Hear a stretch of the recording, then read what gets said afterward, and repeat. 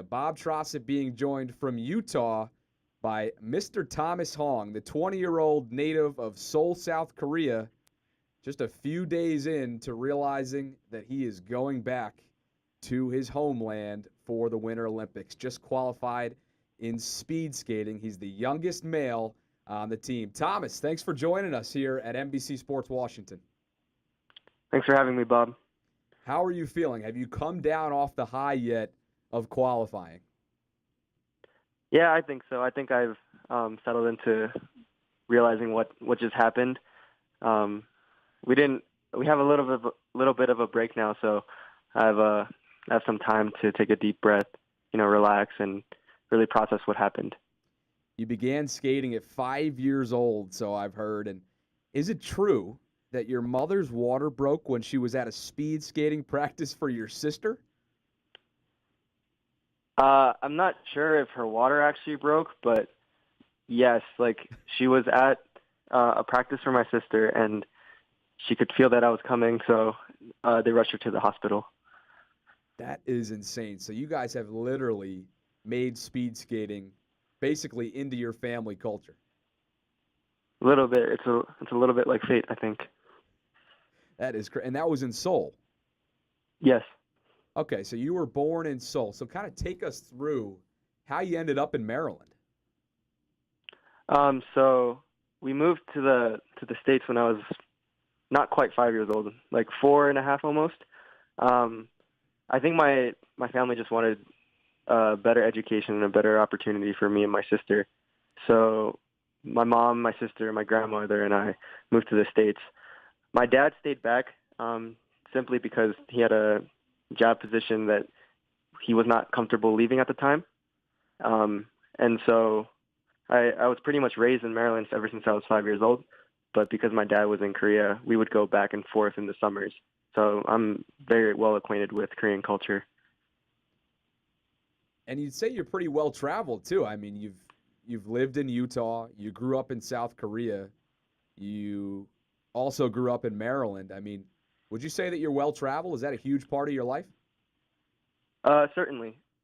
The other part of short track is the travels. We have 6 World Cup competitions a year. That means 6 different cities, 2 in Europe, 2 in Asia, 2 in North America. And then we also have world championships. Last year I was still a junior, so I had junior championships. So besides living in Utah, Maryland, and Korea, I've had a lot of experience traveling through our sport. The fact that your father still lives in South Korea, this must mean a lot to him, the fact that you just qualified. How do you describe the way he's feeling if you've talked to him? He's incredibly proud. This is something that as a family, we've looked forward to for a long time. It's honestly hard to describe and really pinpoint the emotion that we're feeling. It's just something that we've been looking forward to, something that we're excited for it to happen. And at this point, we're just so relieved that it's finally here. Would you say this was a lifelong goal of yours? I mean, at age 5 when you started skating, was it even on your radar that you could potentially represent your country years later? I wouldn't say age 5 that the goal started. That's a little early. I think. I mean, I was just a kid wanting to go fast, but definitely as I aged and as I started competing in national competitions, it was on our minds. It was on my mind for sure.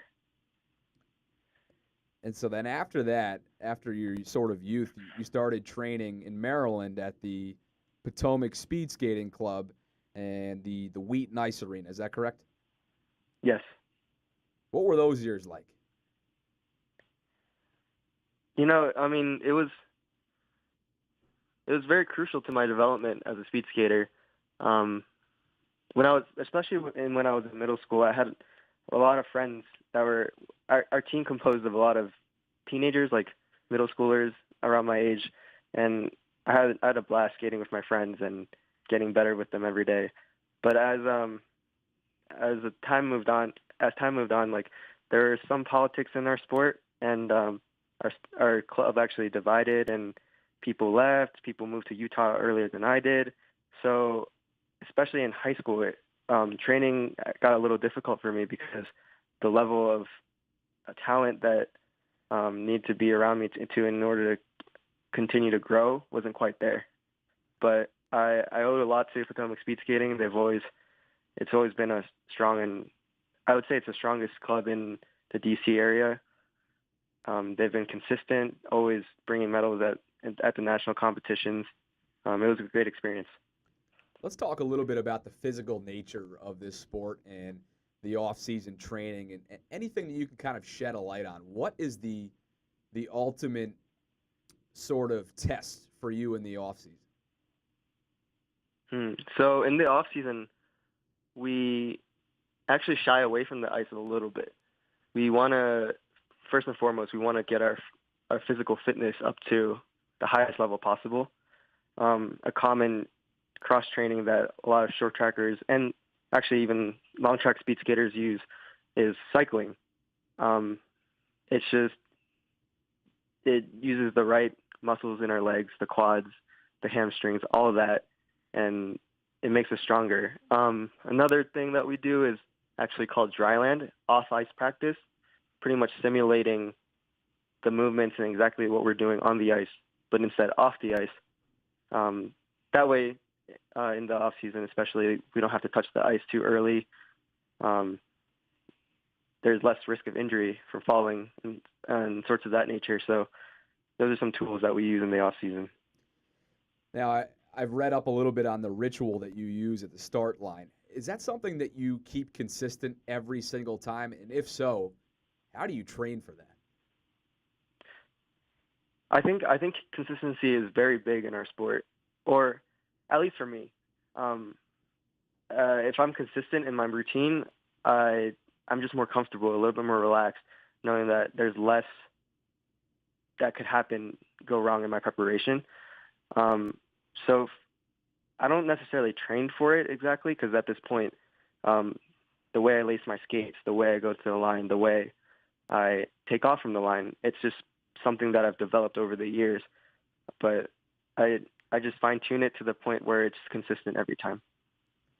Let's talk a little bit about one of your counterparts who has made quite a bit of noise in the last week or so as well, and that's Mame Biney, and she's a Maryland girl as well. She grew up in the Reston area and also lived in Rockville for a little while. She also started at 5 years old. So do you have a relationship with her? And if so, kind of describe that for us. Yeah, I've known Mame since we were very little. She's a little bit younger than I am, but when we were kids, she was always a big kid, and we used to joke that she's lying about her age because she was so dominant at the national competition. As you guys might have seen on NBC's broadcast, Mame's got a very bubbly personality. Oh yeah, and it's quite something. She's a superstar. I think it's a little refreshing because, especially in our sport, it's so self-driven, right? It's not a team sport. We're going out there for individual medals, but someone that can bring that kind of energy to the ice rink, it's really nice to see.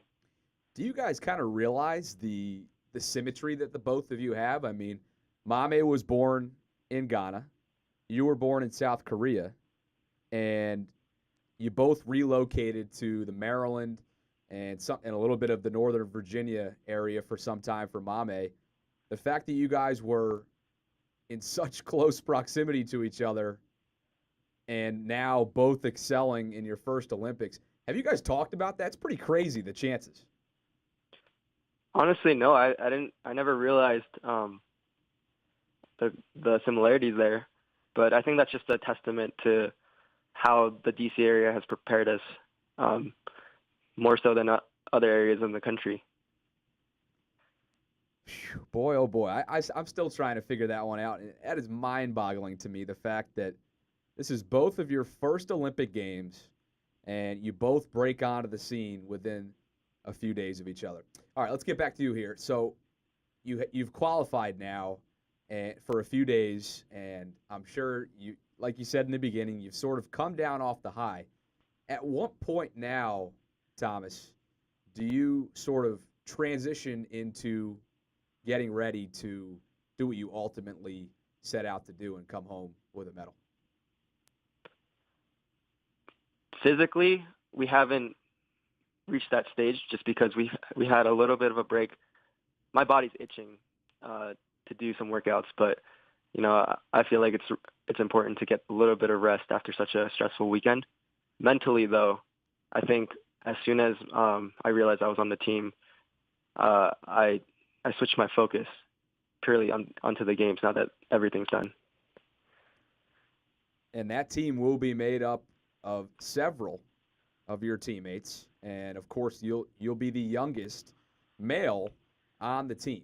Have you heard from anybody that sort of stood out in the days since you've qualified, and if so, what can you share with us? What do you mean by that? I mean, I've communicated with my teammates, but it's the holidays. We just told each other, let's get some good rest and be ready to kill it once we're all back together. Gotcha. And you'll be spending the Christmas holiday in Utah, or are you coming back? I wish I could come home, but unfortunately, I have some things to do here. But it'll be good. Utah is very hospitable, and I have a lot of friends in the area. All right, let's talk a little bit about, you grew up, as we've touched on, in Laurel, and you went to Atholton High School. You're within striking distance of DC Sports, and I'm hearing that you're a pretty big Washington Wizards fan. Can you confirm this? This is true. All right, so at what point did you become a Wiz fan? I started paying attention to basketball when I was I'd say high school, entering high school. A lot of my friends loved to play pickup outdoors near Hammond Middle School. And while I wasn't the best at basketball, I always loved watching it just because it's such a fast-paced game and it's exciting. And, I have to represent the area that I grew up in, so I've just naturally gravitated towards the Wizards. And I know you've been pretty busy, obviously, getting ready for the Olympics and whatnot and all the training that comes with it. Let's talk a little bit about the season so far. The Wiz starting to hit their stride a little bit. Couple games over 500, and Bradley Beal has been playing really well, and I'm sure you're a fan of him. Do you feel like he's earned himself an all-star spot this year? Definitely. He had that 50-point breakout earlier in the season. I think John Wall was actually not in that game. Yeah. So it just shows what a leader he is and how he's ready to take that next step in order to be an all-star. No doubt about it. There are exciting times on the horizon. Of course, the Wiz will be playing on Christmas as well. You're going to check that one out. They're playing the Celtics, a big one. For sure, that Eastern Conference matchup. Let's see it.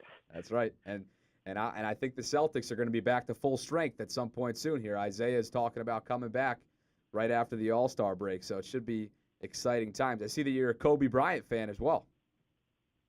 Yep. I have family in LA, and also just the way Kobe approached the game when he was in his prime, it was something that I had really admired. All right, a couple more here, and then we'll get you out of here. I know you got places to be and things to do. Again, this is Thomas Hong representing the United States in speed skating come February of 2018 at the Winter Olympic Games. All right, Thomas, so a couple more here. Do you feel like your young age will put you at a disadvantage, or what is your mindset about that, or is that even relevant to you? I don't tend to think about it too much. I feel like I have a decent amount of experience by racing the World Cups these last few seasons. But at the same time, I think I want to think it's an advantage, actually. I'm not quite as established as some of these bigger names, some of these older skaters. And hopefully, through the right preparation and through the right timing, I'll be able to sneak up and make a name for myself. Last one, my friend. What does it mean to you personally now that you're officially representing the United States come February? It's a huge honor. I've always been proud to skate for the U.S. ever since my first international competition when I was 14 years old at the Youth Olympic Games. And I feel like I've slowly been building my resume, competing at bigger and bigger international races. And I'm excited for the opportunity to race at the biggest one yet. So it means a lot. It means everything. Thomas, we wish you the best of luck here at NBC Sports Washington. Of course, we're all rooting for you, my friend, and a Maryland friend of ours is, we're going to be really pushing for you. So thanks for taking the time to join us, and we will certainly be in touch, hopefully. Thanks, Bob. Thanks for having me. All right, that was Thomas Hong, the United States speed skater. First Olympics coming up in February of 2018 in South Korea.